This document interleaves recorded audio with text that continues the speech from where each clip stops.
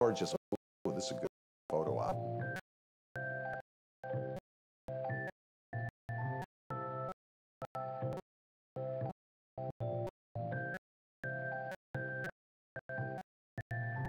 My mother drove up and saw my brother lying in the street. She said, "Oh, I thought the dogs got hit."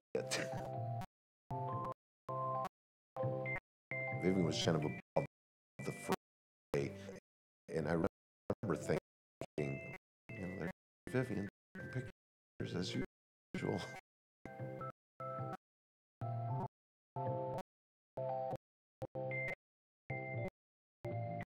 She was aware of what was going on in politics and society at the time.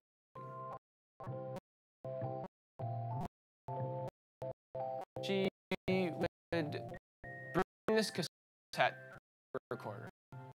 She'd go to the supermarket, and she's asking people in line. Hi, Carl. Hi. I got you with my machine. I was wondering if you had anything to say about all this political scene. Well, About Nixon and so on. I think it needs to happen the way it should in the best country. And maybe it will be a warning for future politicians. That's right. That's right. But what do you think of the impeachment? Well, come on. Am I on tape? Yes, you are. Come on. I don't know. Well, you should have an opinion. Women are supposed to opinion later, I hope. Come on. There's one movie that she made that has a note in it. And it says, 1972 Chicago murder of mother and baby. Market where she found ad for babysitting job, which had led to disappearance and death.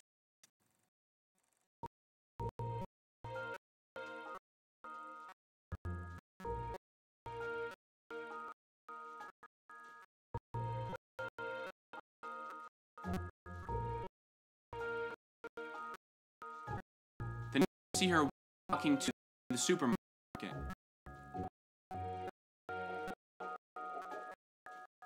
She's walking in the babysitter's footsteps.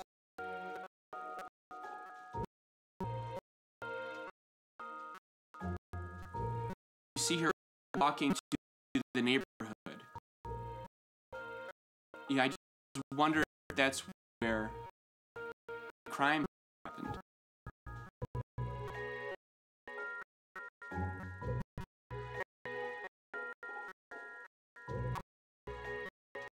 She goes to the funeral home.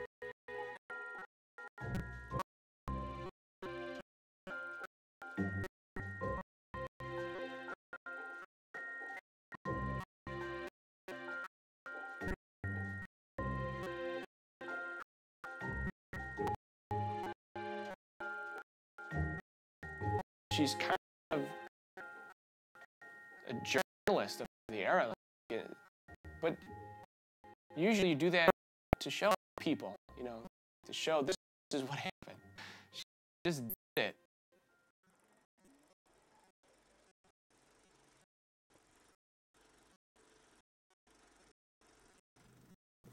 One day in 1977, I was driving on Sheridan Road,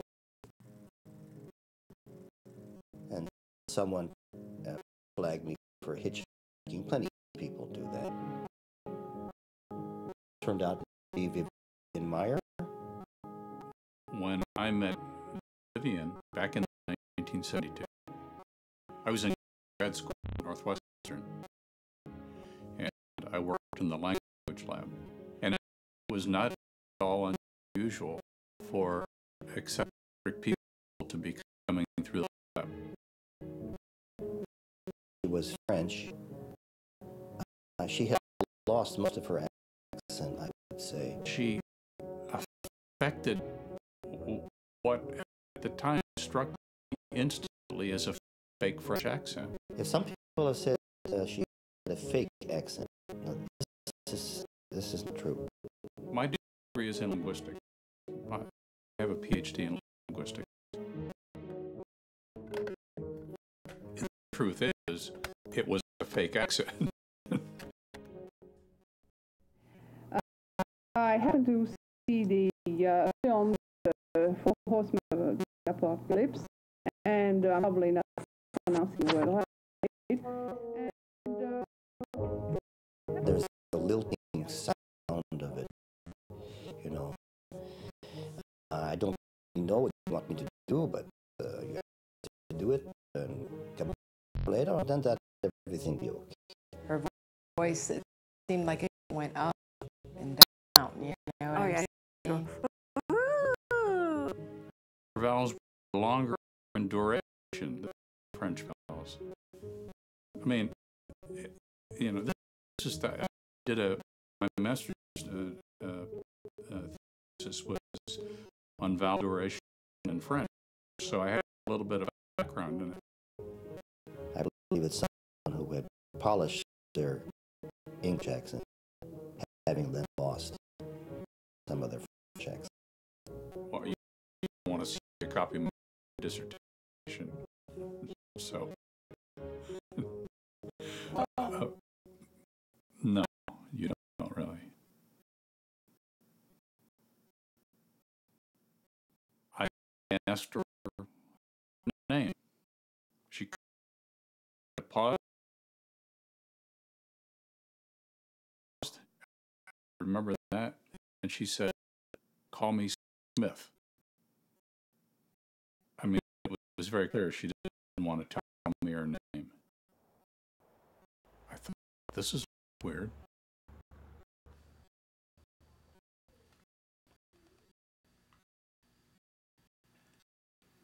She had been a customer of ours. She was a pain in the neck, to be truthful. We held things for her for as long as a year. We would say, "What's your name?" I'm not going to tell you. Well, we can't keep it without a name. All right, Miss V. Smith.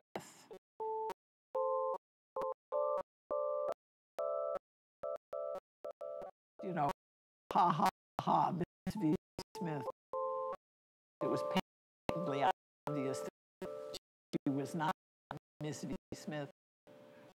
We'd say, "Okay, phone number." "I don't have a phone." "Well, how are we going to get in touch with you if we need to?" "Well, you won't."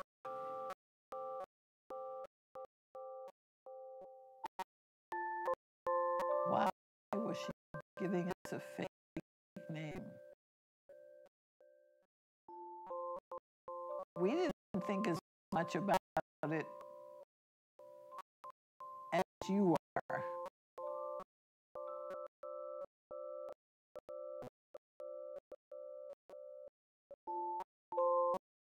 Now, she spelled her name differently. There's B as in boy, Meyer. Every possible combination of ways you can spell Meyer. M-E-Y-E-R. M-A-I-E-R. M-A-Y-E-R. We always call her Miss Meyer.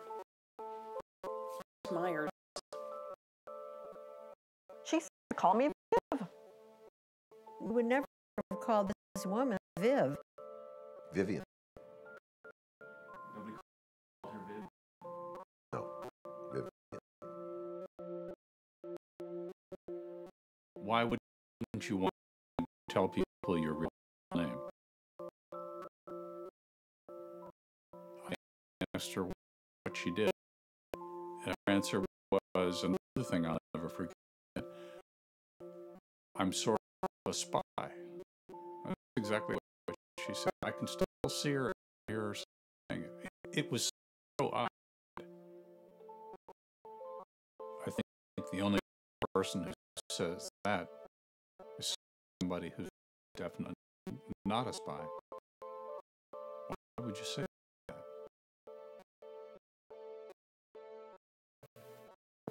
What is your name anyway? We should know whom we're speaking. Oh, it's yours. That's I'm the Mesley.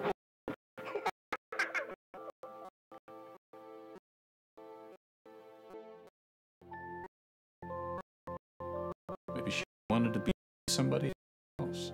A lot of us do that.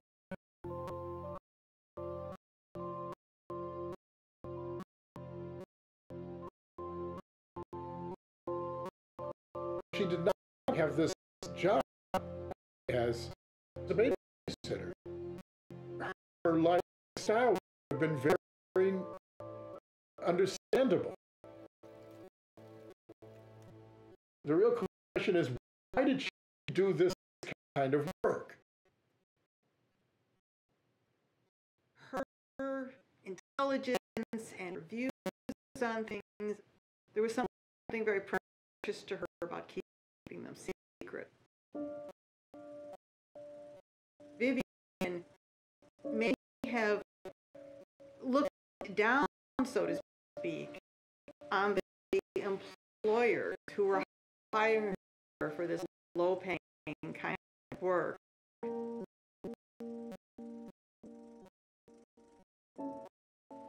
She identified with the poor.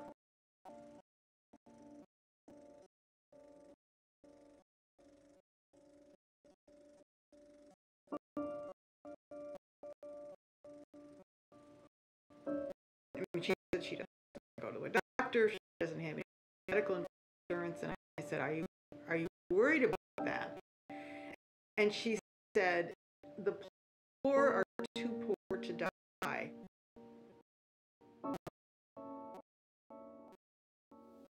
She told me that when she first came to New York, she went to work in a sewing sweatshop. She realized one day that she wanted to do something where she could be outside in the world, out and about, see the sun, so she took up nannying. She felt that it gave her a certain amount of freedom. Somebody else was providing the shelter for her. She wasn't having to work so hard just to make ends meet. So she had some free time for her photographic endeavors.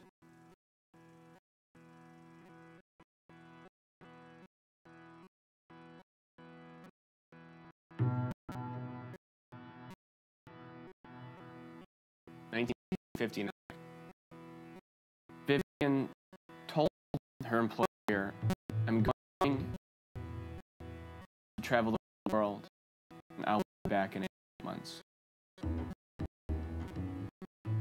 She went to Bangkok, India, Thailand, Egypt, Yemen, all of South America. She traveled by herself. Just her and her camera. There are thousands of photos from her world travels.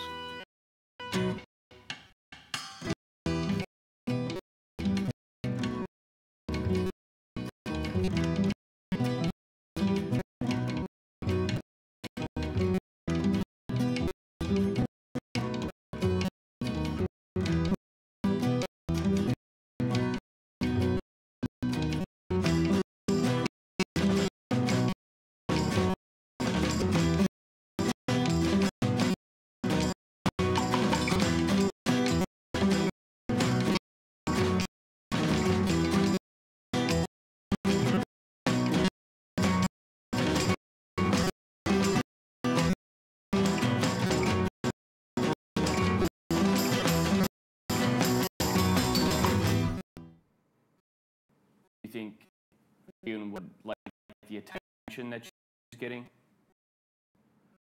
I think she's a very, I don't know, I don't think so. I think she was more of a very private person. I think she might have seen this as kind of an intrusion, you know.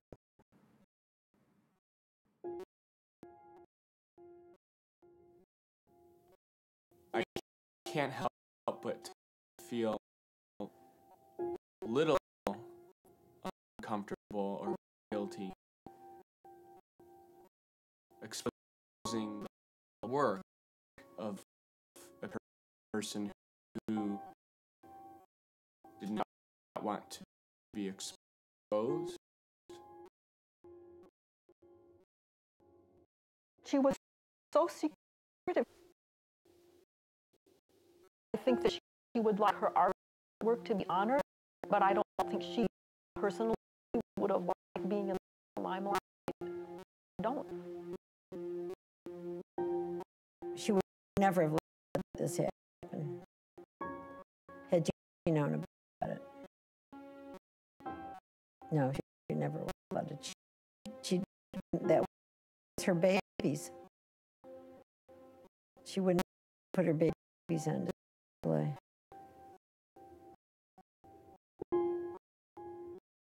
But I don't think she took all those photographs for them to just dissolve into dust. I think she took those photographs to be seen. I find the mystery of it more interesting than her work itself. I'd love to know more about this person. And I don't think you can do that through her work. So she didn't tell you anything about where she came from, her background. You didn't know anything. Nobody pried into that. No, not really. Did you know anything about Vivian, her family, her past? No. It's amazing, isn't it, that you've been friendly with someone for like 10 years and that you don't know anything more about him than this much. We always thought she was French. Now she's kind of, Austrian? I mean, she's from Alsace, Lorraine, or something. She's from New York. New York? What do you mean from New York? She was born in New York. She was? She was born in New York. No, really? Oh, I thought she was born in Europe. I thought she was French. How did she acquire that accent?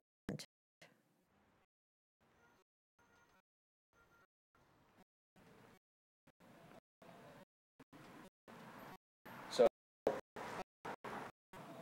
where's Vivian from? She's from New York City, born February 1st of 1926.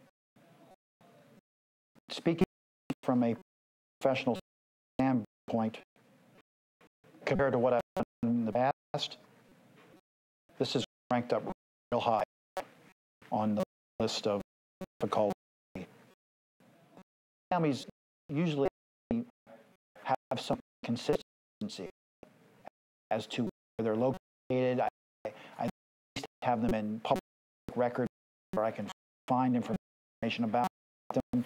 Not this one. The whole family is a mystery family. There's a few things that we know about Vivian Maier. One, we know that she was never married. She was a spinster. She had no husband. She had no children. Her parents were both dead. Vivian did have a brother, an older brother, clearly he's probably dead. All of them seem to be private. All of them seem to want nothing to do with the rest of their families. All of them seem to be disconnected from the remainder of their family. She had one aunt who necessarily leave everything to a friend in her will. Not to family, but to a friend. And this is the reason why.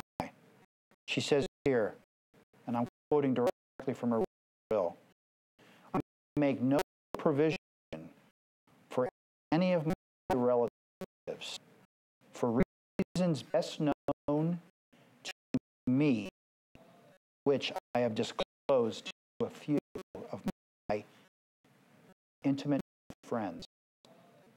At the time of Alma's death in 1965, Vivian was obviously alive. Her only niece, whatever her hang-up was, it went to the grave with her. Vivian's father was out with the picture very early on. So the census records show that Vivian's living with her mother.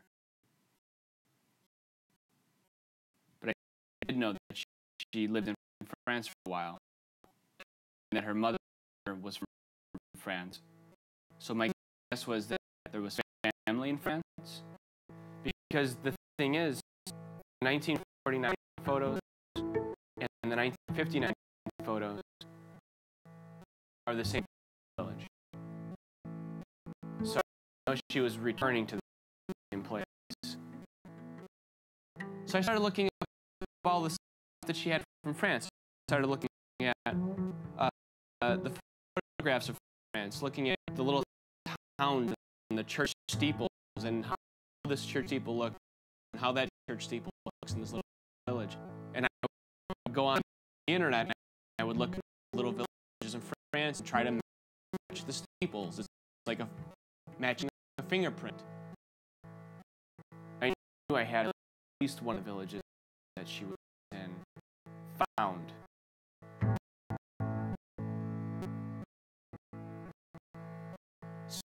Saint Julien and Saint Bonnet in this remote little sheep village in the French Alps. Population 250. She might have been offended that you found her little town. That was none of your business. She might say, God, God. Why did he do that?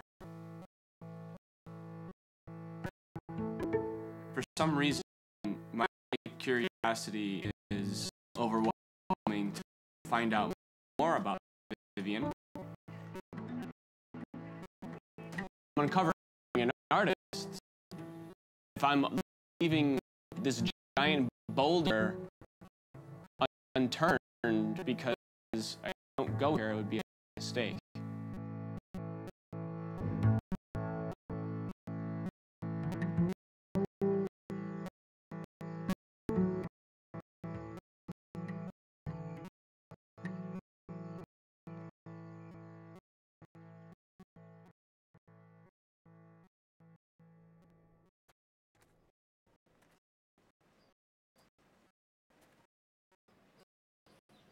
Quand on parle avec les gens qui ont un souvenir d'elle, ils en ont parce qu'elle était complètement différente. Dans les années 50, on me prenait des photos au moment de la communion, qu'au moment du mariage. Viviane Mayer parcourait les routes du Namsor, qui s'extasiait sur une montagne, qui s'extasiait sur quelqu'un qui travaillait. C'était vraiment quelque chose qui était d'un peu bizarre. Quel est votre lien de famille avec la famille de Viviane Mayer? Et moi, je suis le dernier cousin.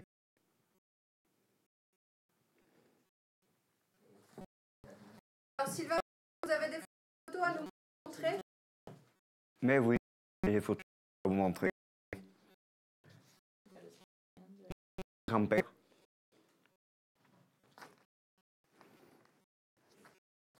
Nos arrière-grands-pères étaient frères.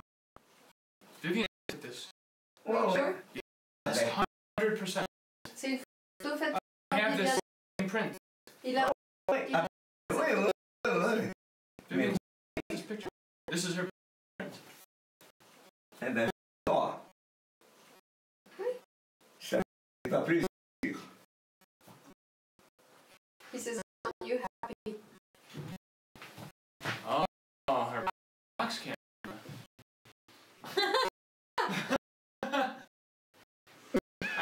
I have a. C'est pareil comme ma main. No, that's her mom's camera. Ma? La Oui.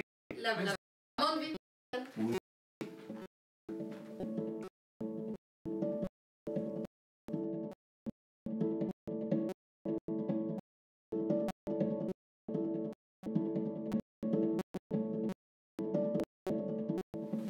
Oh. Sylvain. Et ça, c'est Viviane. Vivian? Yes.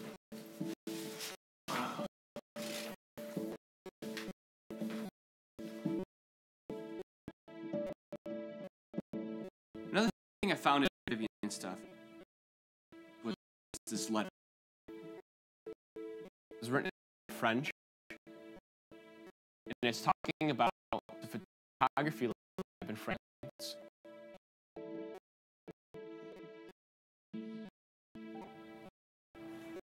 Oui, vous les avez pas, c'est vrai.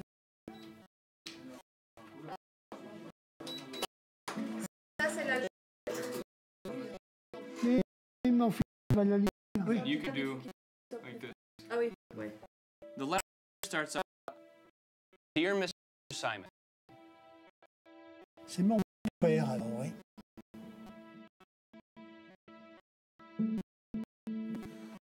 Souvent, je regarde le chef-d'œuvre du chanteur, comme vous m'avez rendu en carte postale.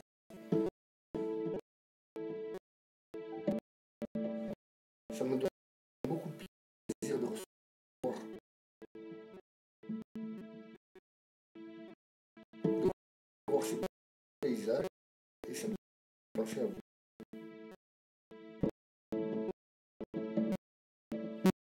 Voici mon problème.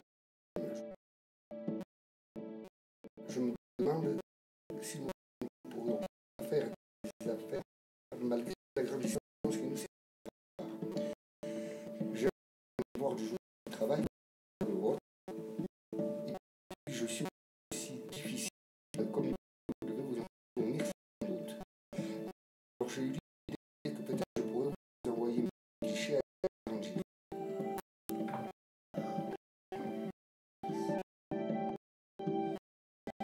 J'ai des piles de bons clichés que j'ai pris avec mon nouvel appareil allemand, Reflex. J'ai fait beaucoup d'expériences depuis mon retour aux États-Unis. Et si je dois dire, moi-même, elle le fait pas mal. Je dis une pile, je veux dire une grande pile.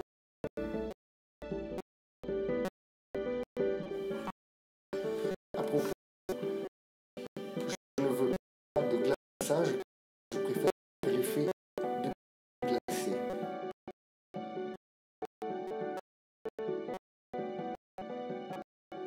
Usez le même bon papier que vous avez usé pour mes cartes postales.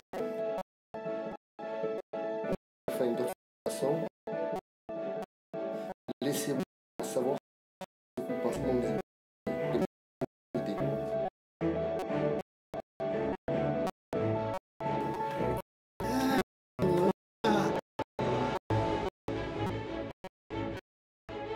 Previously, we thought Vivian had no intentions of having anybody else print her work or show her work.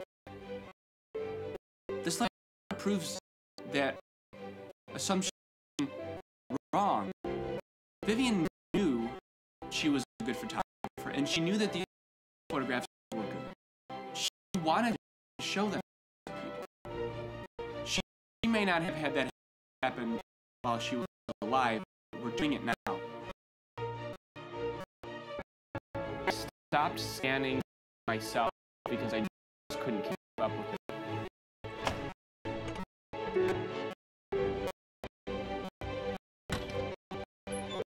There's a lab in New York with technicians scanning her work Monday through Friday, 9 to 5, at a rate of about a few thousand a week. I've been developing the black and white films, so I have about a couple hundred left to develop. It's a very complicated and tricky procedure because you have to get the formula correct, and there's only one chance to get it right. It's magical.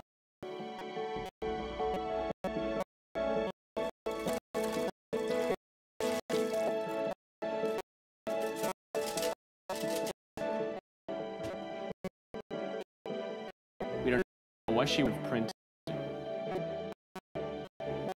what she would have chosen or edited. We're seeing work now for the first time that Vivian never saw herself.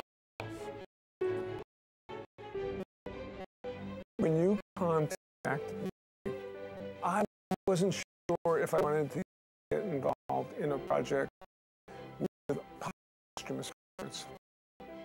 I just didn't think it would be the right fit for the gallery. There's a room where we store photographs. I think there are about 25,000 to 30,000 photographs in here.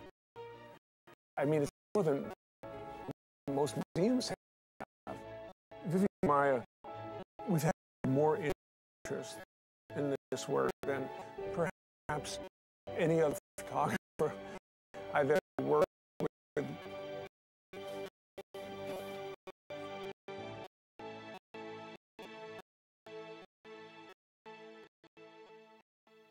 It's a big problem trying to get her work into institutions. The problem is that the art world establishment still won't recognize Vivian's work. Museums usually deal with the final product, the print, that was made by the artist in the artist's life. They don't want to interpret an artist's work from where they left off. That's bogus, because Barry Winogrand had a desk full of rolls of film that he never developed. So they're developing them. Eugene Atget's work was printed after his death and ended up being acquired by MoMA. I mean, it's frustrating because it's being done and nobody wants to do it for Vivian's work. She did print some of her work, but it was largely not the best edit of her work. She was a masterful photographer, but printing was not her thing. It's common, though. I mean, Cartier-Bresson hated printing, and Robert Frank wasn't a good printer. They hire printers. They hire somebody to print for them. Good work is good work, and it's recognized that this is really great art. I do think her work needs to be appreciated by the world.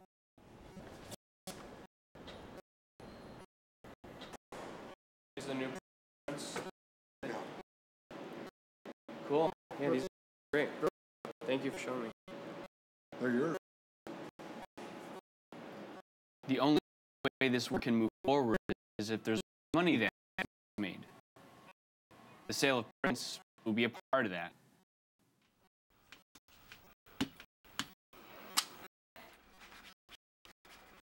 Of course, I wish that I could give her money, you know,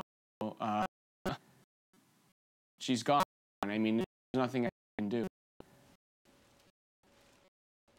She always had a money problem. God knows she probably could have used the money. It's too bad she wasn't discovered 10 years earlier.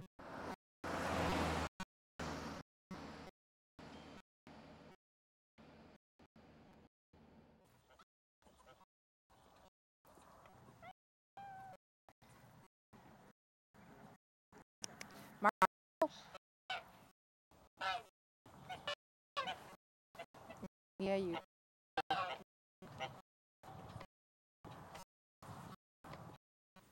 Here's the picture of Miss Myers, right in the corner. And I wouldn't call her Vivian because, you know, she'd have you guts for garters if you called her that. Not Mrs., not Vivian. She was Miss Myers. She was my governess from when I was 5 years old up until I was about 11 years old. Got it in my baby book, the exact date. It was like March of 67 until about 1974. Inger and I were best friends, and I would spend a lot of time with Miss Meyer. She would take us down to the city, and we would just walk. In the worst parts of town, she'd walk very quickly, and so my head, little legs had to fly to keep up with her. She'd swing her arm just like this.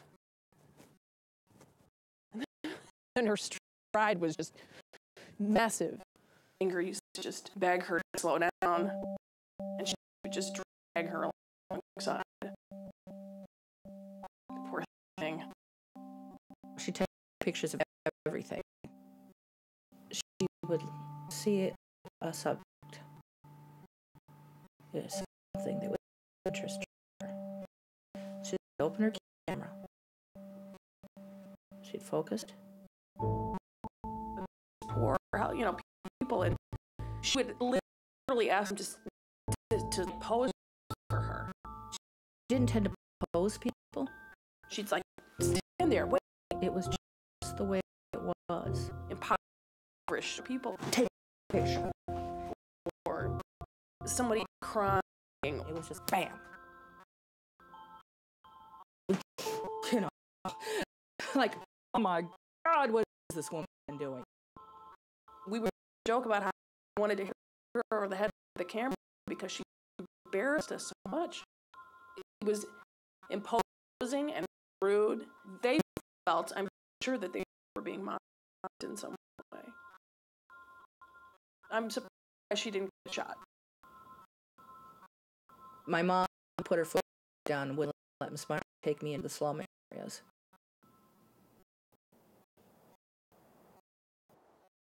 She loved to read the paper. She liked it that we took the New York Times and she read it every day. And she always had an eye for the bizarre, the grotesque, the incongruous. She wasn't interested in sweetness and light.